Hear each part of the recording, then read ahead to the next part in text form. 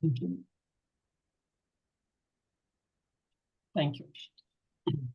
Om Shri Paramatmane Namaha. Atha Dhyanam Parthaya Pratibodhitam Bhagavata Narayanena Swayam Vyasena Gratitam Purana Muninam Madhye Mahabharatam Advaitamritavarshini Bhagavati Ashtadashaധ്യാമിനിം Ambadva Anusandhanamudami Bhagavad Gita Bhavadeshine. Om.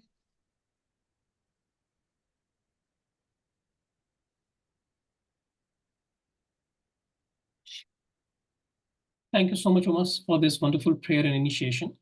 And when we are going to start our sessions, every session we are going to start with at least 7 to 10 minutes of meditation. And that's how we are going to go about doing our sessions. While one, we are looking at intellectual understanding, but let us all practice certain bit of meditation. I'm going to take you through a meditation right now. Make sure that all of you are comfortably seated and in a place where you don't get disturbed at least for 5 to 7 minutes. Okay. Kindly follow the instructions that I am going to take you through right now. Close your eyes. Breathe out. Breathe in. Breathe out. Breathe in. Take your attention to the bottom of your foot, both the feet. Take your attention there. Make sure that is relaxed. Take the attention to your legs. Make sure that is relaxed. Take the attention to your thighs. Relax. Attention to your back and make sure your shoulders of your back is straight. If required, let it lean on the chair. It should be relaxed and straight. Attention to your shoulders. That is a place which is generally very stressed. Relax it a bit. To your back of your neck, relax it. To your head, make sure your head muscles are relaxed. Forehead, relax. Eyes, relax. Take your attention to your lips and put a gentle smile over there. To your neck, relax. Chest, relax. Stomach, relax. Make sure that your entire body is relaxed. Scan your body from bottom to the top and make sure everything is relaxed.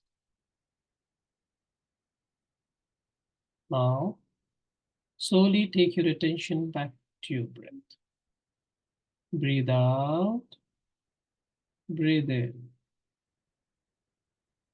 Breathe out, breathe in. Keep your attention focused on your breath for a few seconds till I prompt you next.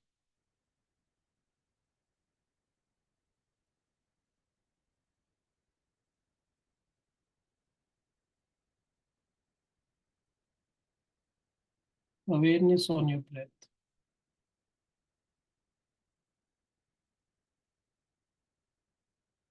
Slowly take your awareness to the middle of your eyebrows.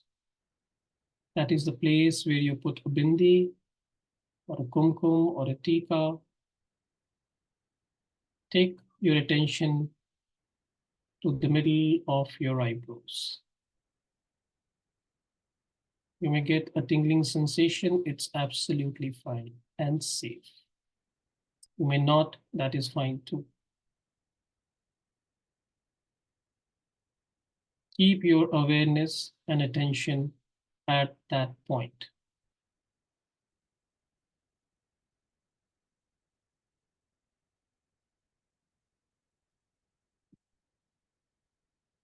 If your mind has wandered, bring it back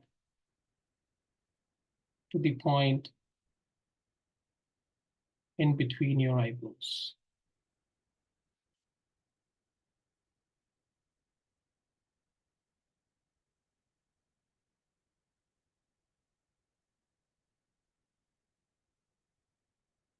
Bring your attention back if it has wandered.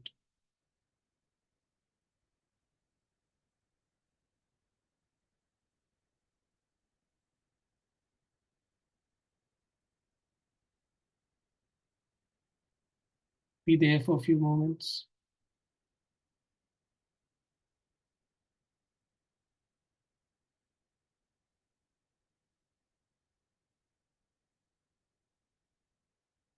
Stare into the darkness and the blankness and absence of all the thoughts in this very moment. Experience your presence where there is absolutely no thoughts, no images, nothing, just to be present, looking into it.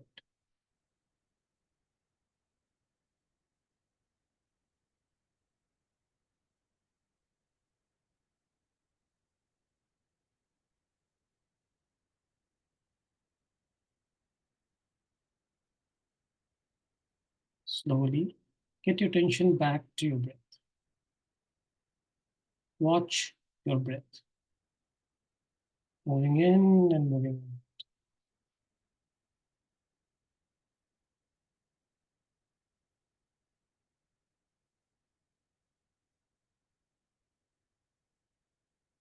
Now, take your attention back to your body.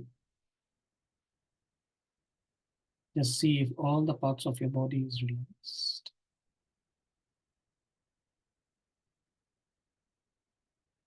Start moving your fingers a bit. Rub your palms and slowly put it right in front of your eyes and open your eyes inside the cup of your palms.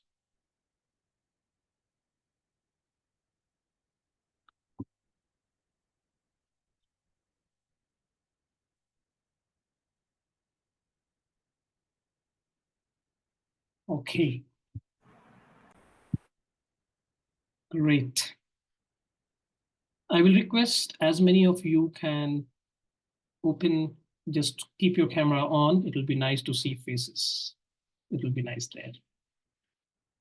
All right. How are you all feeling right now?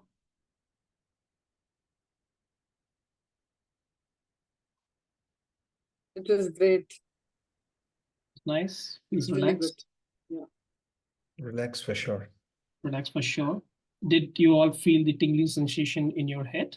Yes. Some of you would have felt, and it's okay if you haven't. This is something that we'll do in the beginning of all our sessions. The idea is to make meditation our practice, our way of life. And this meditation is extremely important for one reason. Once we start staring into the absence of all the thoughts, into the blankness, into the darkness, at some point of time, each one of us will realize that I exist, even though there is no sensation of the body, there are no thoughts in the mind.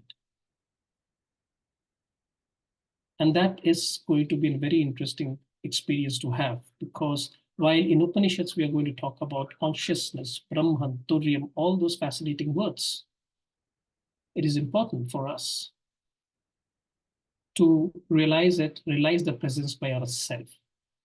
And that is why we are going to start every session with a meditation. Is it okay for all of you? Right? Let's do this. And even though we are not doing this every day, I'll request all of you to just take 10 minutes out every day to do this practice of meditation. Okay. Right, so let's go ahead with what we have all gathered over here. Okay.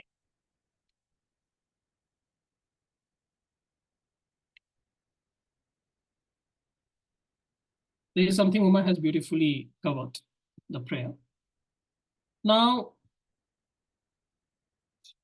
before we start Bhagwat Gita, it is important for us to understand what is it Bhagwat Gita is trying to tell us, and what is the source of Bhagwat Gita. What is the original text? What is the origin of the knowledge which Sri Krishna is giving out to Arjuna during Bhagwat Gita?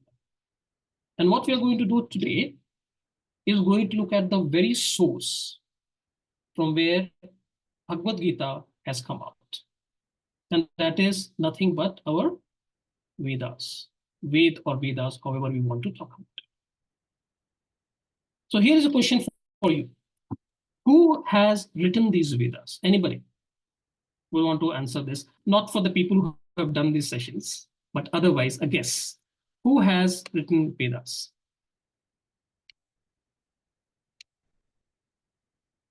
Anyone can answer.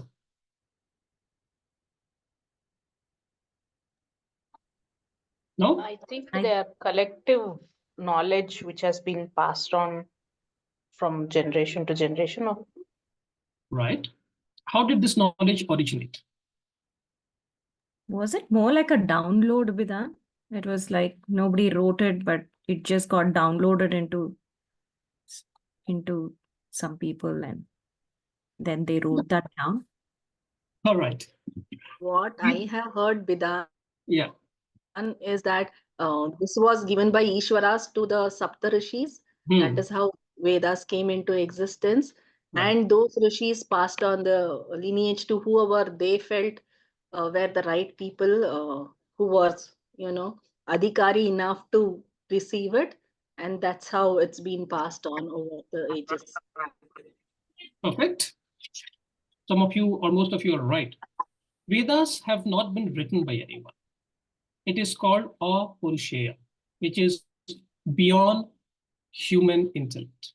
It cannot be written by a human being. Vedas is also known as Shruti. It was heard by rishis in their deep seats of meditation.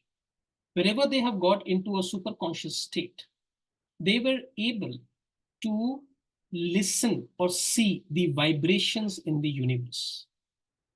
They are called mantra drashtas. So when you look at rishi, the root word of rishi is drish.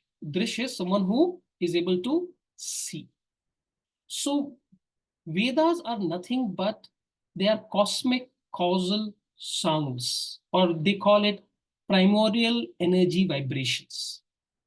So these are the people, these rishis, went into deep sets of meditation, into super conscious state, and they were able to see those or realize those or download those mantras.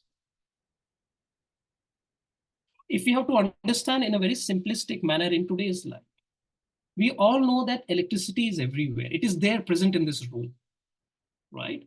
But it needs a particular filament, or it needs a particular process to create a light. Or another way to look at it is there are multiple waves. There are radio waves which is present here right now, isn't it? But when you tune your car, or when you tune it to a specific frequency, you're able to catch those waves. Similarly, this Vedic knowledge, the wisdom, the energy vibrations is present here and now. And if we are able to tune into it, when you go into a super conscious state, you are able to download those concepts. To answer the question, there is no one who is an author of Vedas. It has been received by rishis in their deep seats of contemplation, and it is not received only by one seer or one rishi. Multiple rishis at multiple given point of time went into these deep seats of meditation, and they have seen or understood and expressed those concepts. Is this okay? So this is what, when you talk about mantra, what is mantra? Mantra is different from shloka. Mantra is something which is a sonic energy or a vibration put together. That's what mantra is. And that is what gets revealed when you get into those superconscious state. And the root word of Veda is vid. Vid is to know. So Vedas is not written by anyone, but it was heard or it was revealed to various rishis in their deep seats of contemplation at various points of time. So there is no one originator. There are multiple originators. Is this okay? This is clear for all of us. Now comes the another concept. Then I may ask you, we all talk about Veda Vyasa. So what is his role?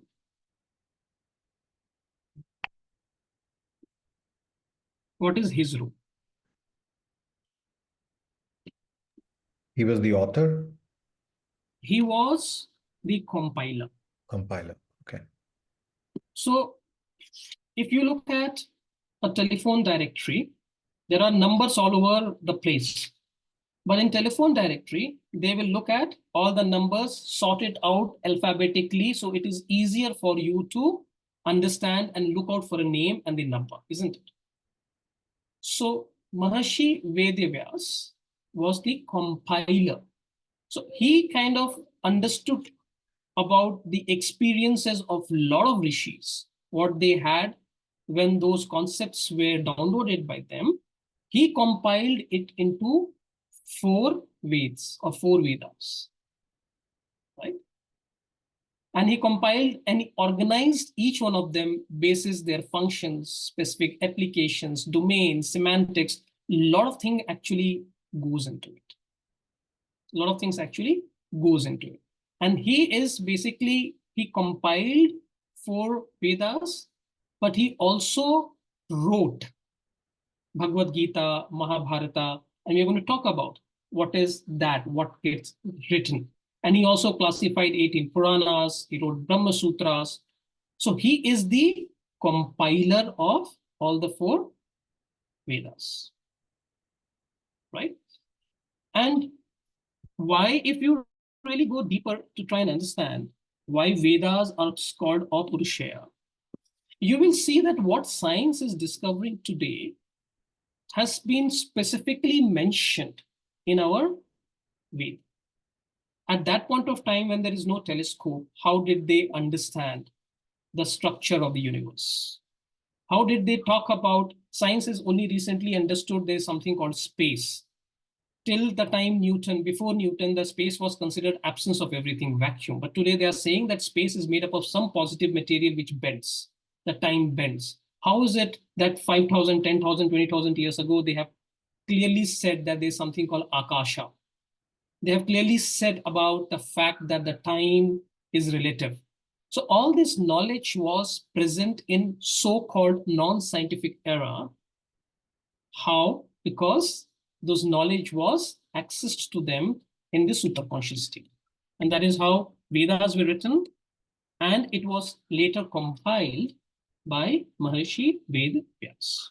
Now there is always a complication here, whether Maharshi Vyasa is a community of multiple people who have put together. There is one individual, one can keep on going into those details, but what is important for us right now to understand is they are the one who have compiled it. Clear? Third thing, if you look at each Ved, it has 4 parts. It has Samhitas, Brahmanas, Aranakas, and Upanishads. And each of them have their own specific purpose, right? So you have Rig, Yajur, Sam, and Atharva Ved. Each one of them have their 4 differentiation. Samhitas are nothing but there are a lot of hymns. There are a lot of mantras which are told to, which are specified there that you keep on doing for, say, Indra, Agni, right? To kind of interact with the natural forces. That is where a lot of hymns were written. Brahmanas are basically how do you go about doing those rituals. So both Samhitas and Brahmanas are known as Karma Kanda. So all the rituals that we do are called karmakanda in terms of how to pray or how to pronounce a specific hymn, what are the process, how to put an altar, all those things are mentioned there. And in Vedas, 75% is karmakanda, right? Then comes aranyakas. So this is a portion which is little bit more, it dwells less in rituals and slightly more in terms of understanding. Say, for example, there are multiple meditations that you can do. Meditations that helps you make your mind sharper, how to get into a super conscious state, how you go about doing contemplation. So that comes as aranyakas. And this is aranyakas, if you talk about it, so arana basically means forest. So people went to the forest and they dwelled, and that is how it was written. So around 19 to 20% of our Upanishads are aranyakas. So if you see, 94% is basically karmakanda and forest treaties, which are called aranyakas. And only 6% is Upanishads. And always, what is Upanishad? Upanishad is the distilled form of all the knowledge which is present in the top three. It is like a sugarcane juice. So either you go to the place, you grow a sugarcane, you pluck the sugarcane, and then break it and chew it. Instead, what they're doing is they're juicing out the sugarcane juice and they're giving you the juice. So Upanishad basically contains the essence of what each one of them are trying to say.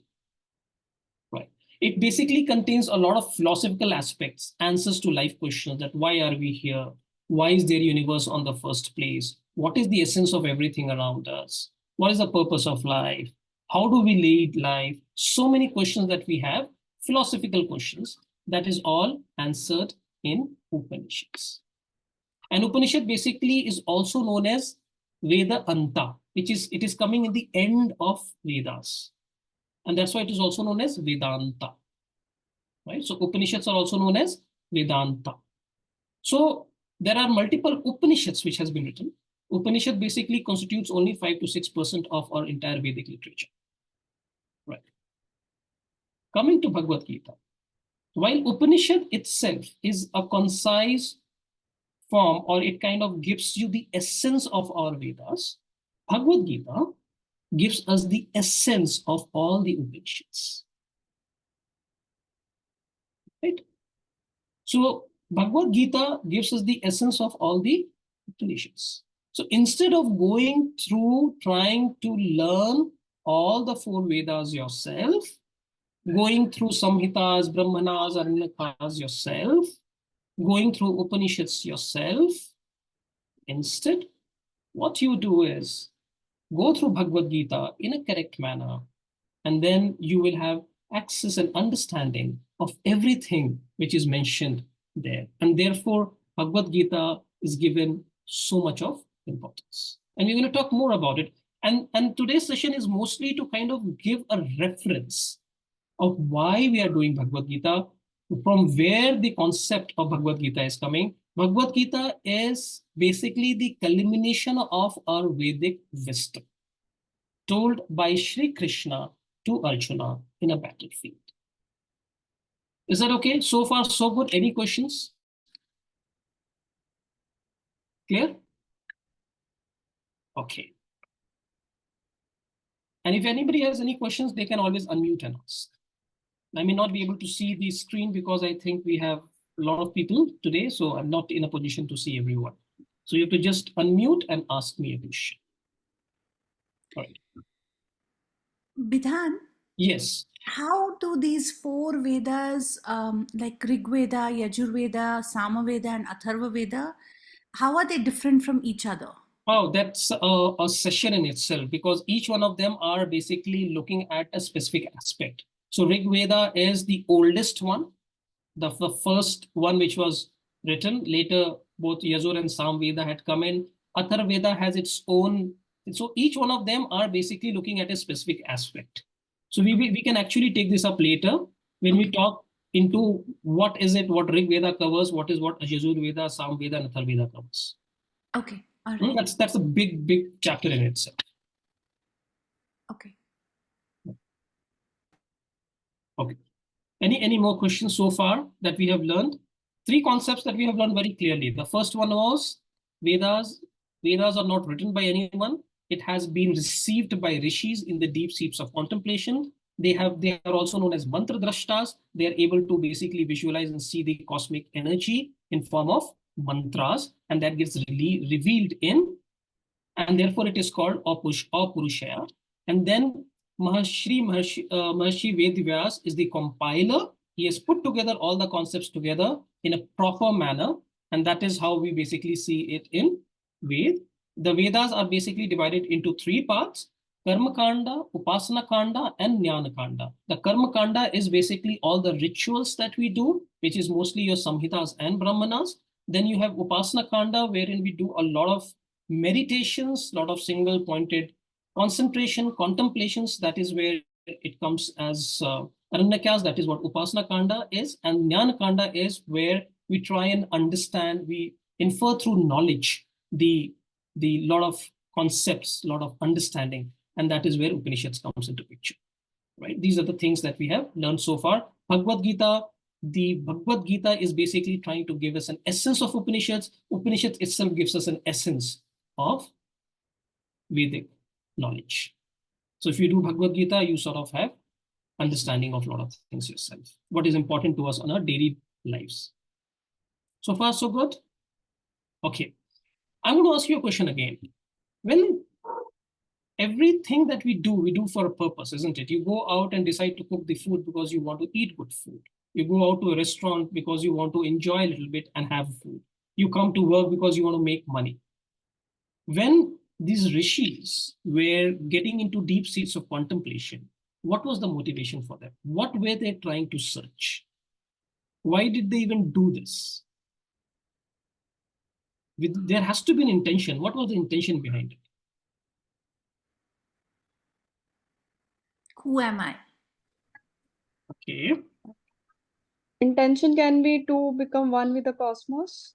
Who am I? One with the cosmos. What else? Okay.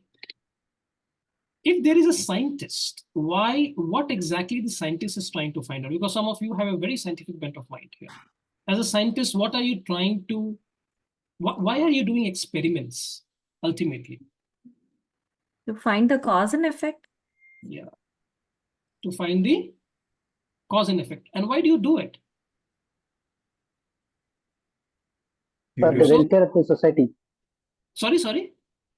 For the welfare of the society. For the welfare of the society. Beautiful. Yeah. Suppose, sorry? Curiosity. Curiosity, of course. Curiosity, welfare of the society. So let us understand, let us look at the gravity, right? Gravity is one of the forces of nature. So theoretical physics basically tries to understand what is gravity, what are the forces of nature. There are 4 strong forces, there are 4 weak forces, and I try and use those, I understand those forces. That is what a theoretical physics does. And the applied physics, then what they try and do is, okay, I have understood how gravity functions. Now, how can I use this concept to send a rocket to the moon? So use those concepts for the welfare of the human beings, isn't it? So ultimately, what is the objective of anything is to try and use it practically.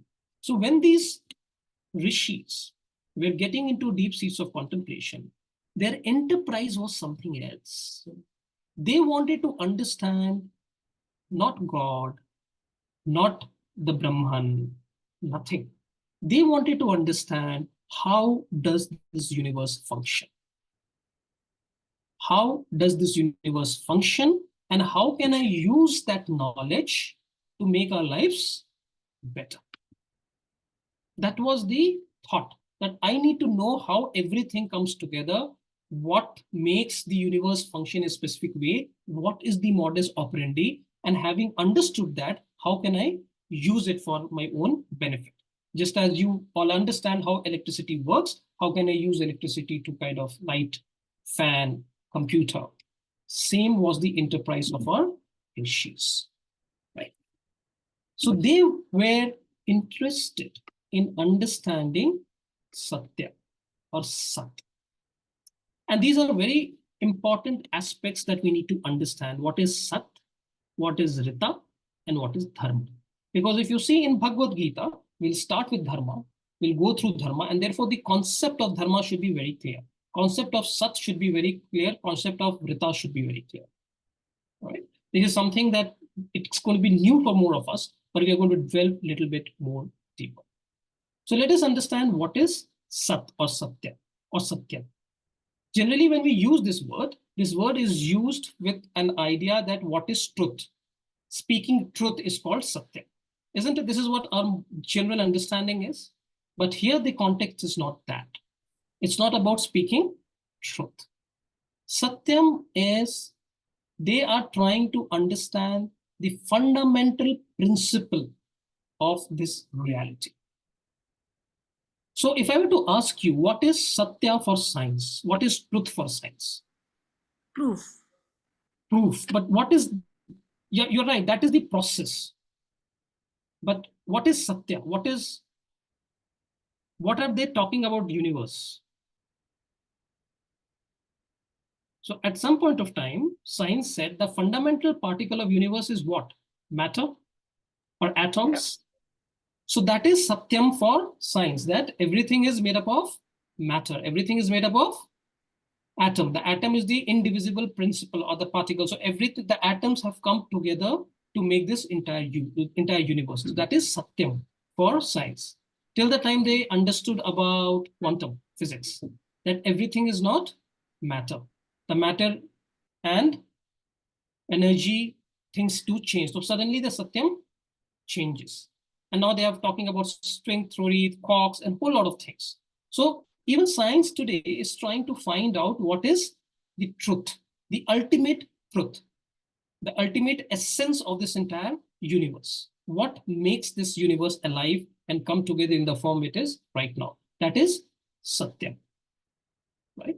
So the enterprise of these rishis were to find Satyam. That what is it that has made this universe manifest from the unmanifest? That, and if you look at some of the hymns in Rig Veda, they will say that कुछ नहीं के पहले क्या था, उसके पहले ना देव थे, ना देवता थे, ना भगवान थे, ना सोच थे, ना अंधकार था, ना रोशनी थी, सबके तो पहले कुछ था, उसके पहले नहीं था, वो नहीं के पहले क्या था? Do you see this? We are stuck in something is present and something is absent. What was there before the present and absent of everything? So they were going so deep to understand that when everything was in an unmanifest condition, what existed? Say, for example, when we talk about Big Bang, before the Big Bang, what the scientists say, there was no space, there was no time. So you can't even ask when the Big Bang happened, because the time started from the time the Big Bang happened. So what existed before space and time? That's what science is trying to say. And this is what those rishis 10, 15,000 years ago were trying to contemplate upon, that what is the truth of this entire universe? And that is called Satya. And that is something that were discovered by those rishis. The beauty is they discovered what is Sat. And that has been told, that has been revealed. And it was discovered in the sense that it was revealed to them, that what is Sat? What is that which brought the unmanifested form of reality to the manifested form? That is Sat. Then comes Rita. Have you heard of this, Rita? Is what? Right. Rita is basically, some of you would have certainly read it. Rita is basically how the entire universe, when it manifested now, how this entire universe is operating. What is the cosmic order? Right? It's like, and when we did Tattva Bodha, we did speak about it, that from Maya came subtle elements, isn't it? If you remember, we spoke about it. We spoke about Panchikarana. We spoke about how first came Akash. From Akash came Vayu. From Vayu came Agni. From Agni came Jala. From Jala came Prithvi. And they were not in a gross form. They were in Sukshma form. And how through a process of panchikarana, they became into sthula form. So we did that kind of a process, right? So Rita is all about how the cosmos has created itself and what is the order. What is the order of the cosmos? How everything is happening, how the solar system is functioning, how the galaxy is functioning, how the Milky Way is functioning, by understanding the science behind it. So if you have to again take the modern parlance, you basically talk about various forces, like you talk about thermodynamics, you talk about nature of gravity. So these are weak forces, strong forces, and how these weak forces and strong forces come together to make this entire universe stable, isn't it? We do that from a scientific perspective. This is what these rishis, through their contemplation, figured out what is the cosmic order and how the cosmic order is maintained. And that forms a form of Rita. So these rishis were not interested in finding God. They were interested in finding Satya and Rita. Is it okay so far? So good? And these were all mentioned in our Vedas. Now comes Dharma, the most complicated subject I've ever been to, Dharma. And you will see what Dharma is. Dharma basically is that what upholds and supports this cosmic order, the Rita. So if you look at Dharma, if you look at the root word of Dharma, it is called Dhar, D-H-R. So Dhar is something that holds together. A lot of us basically think Dharma is set of rules, like commandments, that you should do these are dharmic activities, these are adharmic activities, this is dharmic people, this is adharmic people. No, it's not that. Dharma has nothing to do with it. Dharma basically is about certain things that we do to uphold the cosmic order. There is a cosmic order. And therefore, you will see in Bhagwat Gita, they say that whenever the cosmic order gets disturbed, it has to be realigned. And to realign, there is a birth of, or there is a birth of people from a different religion, instead of using a word of God, right? So there is an avatar that takes over. The avatar comes and puts everything in order. So it upholds the dharma. So dharma basically is a little complicated because it has to be understood with the concept. Say, for example, dharma can be purpose. It could be morality, righteousness, truth. So dharma, which is basically aligned with the cosmic order, and the cosmic order which basically emerges from Satya. And why dharma is going to become complicated, as you see, and this is where Bhagavad Gita becomes very interesting. So one dharma could be, suppose, in my mind, I have kind of decided that I should not ever lie. I should always speak truth. And Shri Krishna has actually given this example to Arjuna that there is a saint who decided to always speak the truth. And that he thought was dharma, that upholds and supports the way the universe functions. And then he found out that there were a family who is running and hid in his hut because it wanted to be saved from some of the thieves and dacoits. And they told the ascetic that please don't tell to anyone that we are hiding here.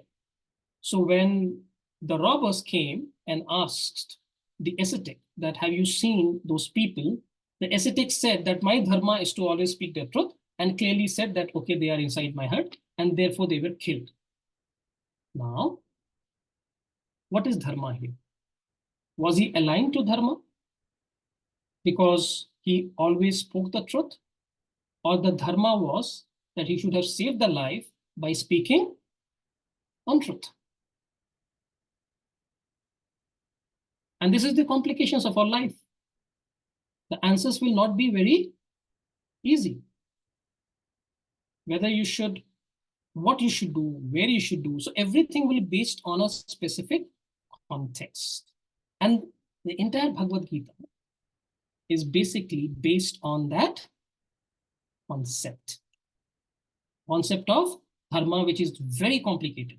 in our day-to-day lives. Nothing is black and white. And how do we understand even the situation that we are in? What is dharma? What are the actions that I do which aligns me with Rita, with the cosmic order, which is in alignment with Satya? And if we are able to do that, we are in alignment to our spiritual growth. So that is where it comes together. Is this concept clear to all of you? This is very important. Satya, Rita, and Dharma, this might be new to most of us. And therefore, I'm asking this again. Can you explain this with an example, Vedant? That will be easier to understand, I think. Dharma to the Rita. All right. So Rita is basically a cosmic order. I mean, one cosmic order is what you basically see physically, that there is the earth which is rotating around its axis or rotating around the sun. So there are very gross cosmic orders.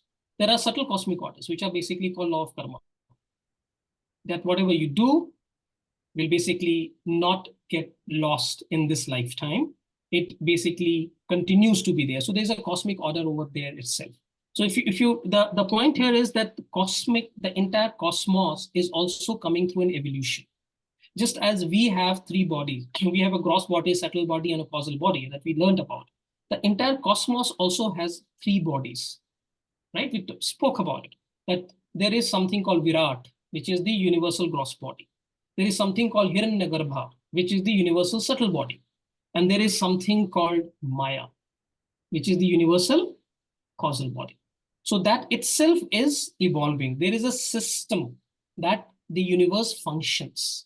And that system, just like your body functions through a system, you eat something, gets digested, goes to your blood, energy gets created. There's a system in which your body is functioning. There's a system in which the universe functions. And that is called Rita. Is that okay? Does this make sense now? So that the entire universe is a system. Now my activities, whatever I do, is it aligned with the universal system or it is not aligned with the universal system? If it is aligned with the universal system, then we are actually making our lives better. We are getting aligned with the universe and finding a larger self of ourselves. We are trying to go inwards. But if we are not aligned with the universal system, it's like the river is flowing. Either you flow with the river, but if you're trying to flow against the river, you will have problems. So dharma is basically the actions, the concepts, the way we think. Are we aligned to Rita? That is what it means. I mean, we'll make it clearer, but is that understanding clear right now? I have a question. Sure. When you gave the example of the rishi who pointed out that there were thieves hiding, so he gave them away, so they were punished or killed. And had he lied, then he would be going against his dharma. Right. So is there a third way that he could keep quiet and not be part of the whole thing and then extricate himself? That way he's not incurring a dharma? I mean, any karma? So these are the questions that we are going to answer while we are doing our Bhagwat Gita sessions. As I told you that our real life is like this. There is no straightforward answer. Sometimes we don't find it. And the idea of doing Bhagwat Gita is to understand dharma a lot more intricately, right? Whether I should be shouting at my kids or I should not be. Whether I should be taking up this cause against my employer or my friend or I should not be. There are a lot of these moral dilemmas that we go through. What is right action? Is it aligned? That is the self-discovery that we have to go ourselves. Nowhere in our Upanishads or in Vedas, they will give you commandment that do these things which are right, don't do these things, these are wrong. You will not find it. At least in the original text. Later, Dharma Shastras were written where they tried to understand and come out with their own interpretation. But if you look at the original text, you will hardly find anything which gives you a complete black and white kind of an approach. I think we get the wisdom to know what is right innately by once. Yeah. The word you used was very right. That is innately. There has to be an innate wisdom that comes from inside through contemplation, and everything is very context based. Your life story and my life story will be very different. So dharma for you and dharma for me might be very different. There cannot be one rule that makes you and me align to a specific one. Is that okay for you right now? Yes. Yeah. Yes, Oma. So, Bidan, I would also like to talk about the same example that we took, right? Here, what the person was doing was he was acting according to his values, right? Where he made the decisions of saying or not saying, whatever that was according to his values. And what I'm understanding by you answering to Paddy is also that you will know innately that you have certain values that you are growing up with. So that guides you, is what you're saying. So are we still being guided by our values, or is there something when you say values and when you say dharma, how are they connected or how are they different? I'm not getting that. See, the idea Understand. was right now was to only confuse each one of you to understand how complicated things can be, right? So the point here is when you are saying dharma, dharma is the actions that I take, which is aligned with Rita, which is aligned with Satya. So the value system that I have inherited from my parents, value, what is value system? It's something that you have learned, right? It's something that you've inherited from your family, from the society, from the movies, everything that we see around. We use that value system as a filter to do certain things or get motivated to do certain things and not get motivated to do certain things. Now, is that value system aligned to dharma or not aligned to dharma? To figure out. These are the questions that we are going to reflect when we are going to do our Bhagwat Gita sessions. We are going to basically learn like this. Practically, how does it make sense? Right? So the idea is to question, reflect, think, rather for seeking straightforward answers of right and wrong. So are we But that is also then in a way giving another set of values, is it not, Bidan? We'll go ahead with it, Uma. I mean, see, for example, when you will get a good context. Say, for example, if you are going in session 2 or chapter 3, you will see they are going to talk about karmi. They'll talk about Ishwararpana, Prasad Buddhi, Satkarma. They're going to talk about the basic framework which can be seen as a dharma, which is aligned with Rita. Now, within that framework, what is it that you are able to do is the choices that you're going to make yourself. Okay. Right. So we are going to find our answers, Bidan. Hopefully, yes. Okay. But there isn't one way of looking at it. So how do we arrive at an answer? Or is that going to be the journey? Let's go through that journey, Manju. I wish there was commandments written out as it is in most of the places. Do these things, you'll go to heaven. Don't do these things, you'll go to hell. You will not find these things. Okay. Right? Very This is a journey that we will go through ourselves. And therefore, Bhagwat Gita is 700 shlokas. Mahabharata is 10,000 shlokas. And we're going to see this. We are already 8:18. I've been strictly told by my colleagues, my fellow members, you have to stop it on time. And I have another 4 slides too. All right. Okay, quickly. So when we are talking about these concepts of Satya, Rita, and Dharma, which is there in Vedas, and these Vedas are called Shruti. Why it is called Shruti? That is something which is either told, not in written, but it is basically through Guru Shesh Parampara you have told, or you have heard in deep sleeps of contemplation. Now there's something called Smriti. Smriti is something that has been written using human intellect, right? Someone has written that. So all the itihasas, right, Ramayana and Mahabharata, including Bhagwat Gita, is written. Written by whom? Vedavyas. This is his understanding of Veda. So that is called Smriti, right? Puranas. It is a Smriti. Dharma Shastras. There is Manu Smriti, Narada Smriti. There are so many of Smritis which focuses on a specific thing. Then you have the sutras, Griha Sutra, Dharma Sutras. You have various Vedangas, Veda Angas, right? For example, Jyotisha is one of it that we all know. Chandas is basically the grammar, the Vedic meters, Vyakarna. All these things are Smritis. There are a lot of Tantras, Agamas. So these are all basically Smriti, which is like, how do I practically implement the concepts in Vedas? And therefore the Smriti is written. Is it okay? Because Vedas can be very abstract. It could be very, very abstract. How do I kind of make sense out of it and implement it in my day-to-day life? It is like theoretical physics to the applied physics. The applied physics is where you kind of experience it in our day-to-day lives. And that is what Smriti is all about. So Bhagavad Gita is a Shruti or a Smriti? It's a Smriti. Smriti. Yes, it is a Smriti. It is written by Veda Vyas, and the source code of Vedas of Bhagavad Gita is Upanishad, the Vedas. It is in That's the the source. All right. Now, these are the Smritis, and there are something called Shad Darsans. Now, the beautiful part that you will understand is that in our Indic culture or in the Hindu philosophy or in Sanatana Dharma, there is no one philosophy that works.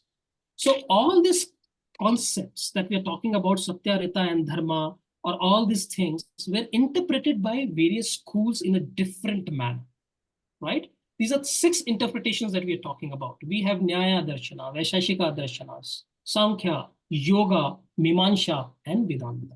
In Vedanta also we have Dvait, Advait, Vishishta Dvait. Do you see this? In this itself, you will see there is so much of diversity in the thought process. For example, when you look at Nyaya Darshana, they do not talk too much about God, right? So there they are basically focusing on critical thinking. This is basically founded by sage Gautama. Suppose if you go to Vaisheshika Darshana, which is attributed to sage Kanada, right? They talk about atoms, they talk about metaphysics, they talk about Padartha. So you think atoms has been created by Western culture? No, it is there. It is there written in Vaisheshika Darshana. The concepts of how the atoms are there, what are the minutest particle, all those things are mentioned there. So there are various darshanas, there are various philosophies that interpret this entire information. You see this? And therefore our culture is so diverse and it is all mixed up right now. Everything is mixed up. We have a little bit of understanding from Vaisheshika, from Sankhya, from Vivansa, we do a little bit of rituals, we do a little bit of this. So this is how broad the entire spectrum of our learning is. And what we are learning is basically the Advait. So you see, Advait is one part of the entire darshanas. Is this okay for all of you? So therefore, we are open to any point of view. We are open to any concept. So it is very difficult to say that my point of view is right. My point of view is one subset of the entire concepts that we are talking about. You see this? Do you get the enormity of the culture that we all have and the amount of concepts that we all have? And therefore, it will be very important for us to be inclusive of various thought processes that comes in. Is this okay? Anything else on this part before I move to the next? This was just to tell you that it is on an ocean and we are just looking at a particular aspect from a particular point of view. And when we are learning of a Vedantic way of looking at things, when we are looking from a very Vedantic perspective, then they have clearly told that there's something called Pratishthatraya, right? Or so what are basically Pratishthatraya? These are 3 things that you can do to enhance your or practice your Vedantic knowledge. One is Upanishads, which is known as Shruti Pratisthana, right? So either we can go to Upanishads directly. That is one way of doing it. We did a small part of it. We did Tattva Bodha, which is not an Upanishad, but that is a Prakaranam, which is like a subset of an Upanishad. So we did that, right? Then we can go to Brahma Sutras, which is known as Nyaya Pratisthana, which again, Brahma Sutra is humongous. It is big, while it is very interesting. And third is Bhagwat Gita, which is Smriti Pratisthana. So these are called Pratishthatraya. This is where any Vedantian, they want, these are the 3 places that they can actually go to. And what we are doing is Smriti Pratisthana. We are going to start doing Bhagwat Gita. Is it okay? Coming back to the same point, just to make it very clear, this is the scope of work, which is what Indic civilization is, what is Hinduism is, what is Sanatana Dharma is.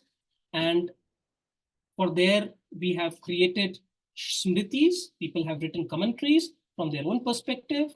There are multiple ways to look at things, which is mentioned here. We are looking at one part, which is Vedanta, which is mostly Advait. And from there, these are the 3 things that we can refer to. and we are going to do Bhagwat Gita, so that you get to know from where we are studying. And here comes the last one today, that why Bhagwat Gita is so special. Why Bhagwat Gita makes so much of sense to study. Anyone has a thought on it? Exactly for a minute, then it will I think conclude. it's very relatable to the times we're in. Already, yes, it's very relatable to the times we are in. Anything else?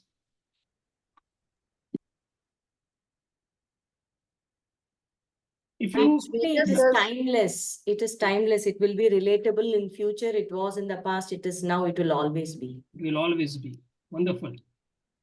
It teaches us mind management, or, you know, I don't know the right word for it, but Self-awareness. Okay.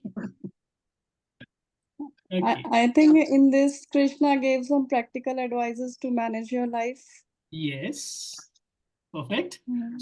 So net each one of you are trying to say that it is very relatable to my personal life. Say, for example, you'll see a lot of shlokas in Bhagavad Gita comes from Kathopanishad.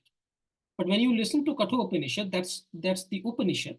So there you will not be able to relate with the character, because the character is a young boy who is seeking the ultimate knowledge, the Brahma Vidya, and he's talking to Yama. None of you, or none of us, will be so interested and inclined. And the Yama tells the young boy that you take everything, take all the wealth, take all the pleasures, but don't ask me that question. And the young boy says, no, I don't need anything. It's worth nothing to me. What will I do with all of it if I have Brahma Vidya with me? So most of us will not be able to relate to it, because if we got a lot of money, a lot of good relationships, everything is taken care of, we'll rather go for that than try to go for Brahma Vidya.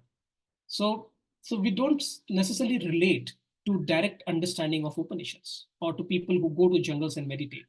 But when it comes to Arjuna, when he was talking to Shri Krishna, he was not asking for spiritual concepts. He was not asking, I want to attain heaven, or I want to understand the reality of life. I do not understand what is Brahman, what is Maya. Arjuna was not at all interested in all these things. He was interested in only one thing, that he is facing a significant amount of dilemma in life in terms of what is to be done. He is emotionally wrecked. He is having fear of loss. He's not able to take action. He's going through severe amount of anxiety. He does not know what is the right thing to do. He is facing burnout. He does not know how to deal with an inner conflict of emotions and intellect. And he basically went to Shri Krishna asking for guidance. Help me to ride through the crisis that I'm going through right now. So if you see, Bhagavad Gita is written not for a spiritual problem. It is written for a practical emotional crisis that each one of us go. Does it make sense? And there is a spiritual solution to Arjuna's emotional problem. And therefore, Bhagavad Gita transcends all cultural and religious boundaries, because it's not meant to understand bigger things. It is meant to take care of our own fundamental challenges that we go on a day-to-day basis. And therefore, Bhagavad Gita is so relevant, so practical, and each one of you will relate to a lot of characters in this as we go along. Done? So we are now going to conclude for today. And I'm just going to quickly take 1 minute to talk about how the process of this further classes are going to be. Let us all understand first thing that we are all seekers and we are all learning. All of us over here are seekers. So when we are going to present every shloka, we have to clearly give a reference to our guru. So next time when I'm going to present a shloka, I will clearly refer which guru I am speaking for, from where I have learned, because we do not want to unnecessarily put our own thought process at this juncture. We'll rather want to reflect on what our gurus, the guru that we have chosen, we are going to follow that. A proper reference will be given. First 3 sessions will be taken by me specifically. So today's session and next 2 sessions will be taken by me to kind of set the tempo right. From session 4 onwards, there will be presenters from within us who are going to make presentations. There are already 20 of us who have shown interest to present. So every session, we are going to present at least 3 to 4 shlokas, which means that the presenter who is making a presentation, their turn will come once in 5 weeks.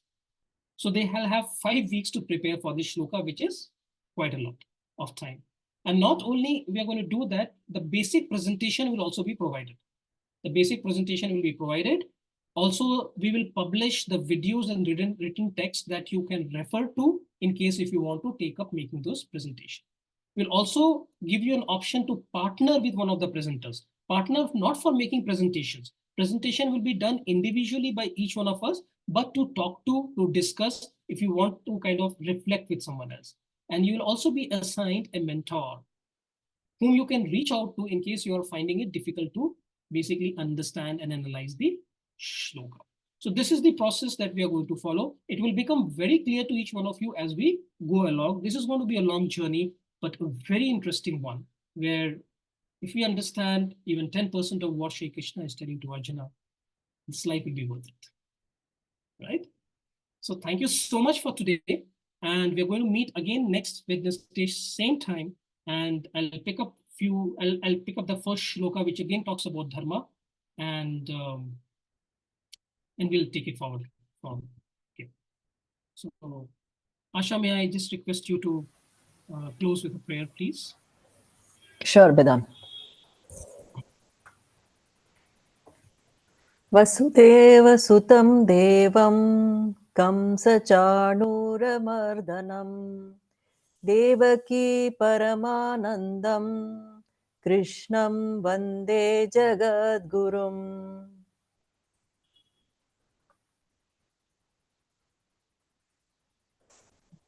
I'll just recite for benefit of everyone.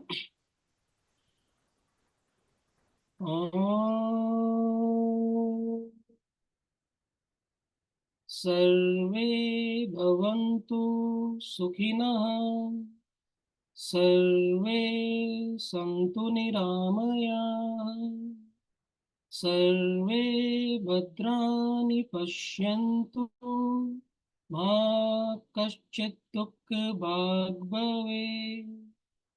Om Shanti Shanti Shanti. Thank you so much. Thank you for each one of you for coming here, and to all our gurus who has made this session possible. Thank you so much. And we'll all see you next week. Any questions you have, feel free to ask me right now. Thank you, Vedant. Thank you. Good night, everyone. Thanks, you. Vedant. Thank Good night, you. all. Thanks, Thank everybody. you. Thank you so much. Thank you, Vedant. Thank you, Vedant. Thank you very much. It was wonderful. My exam anxiety has gone. Day after tomorrow is my exam, so my anxiety, absolutely gone, I would say. All the best. All the best. Thank you very much. Thank you, guys. Thank you. Bye. Bye. Thank Bye, you. guys. Thank you, Good sir. night. Bye.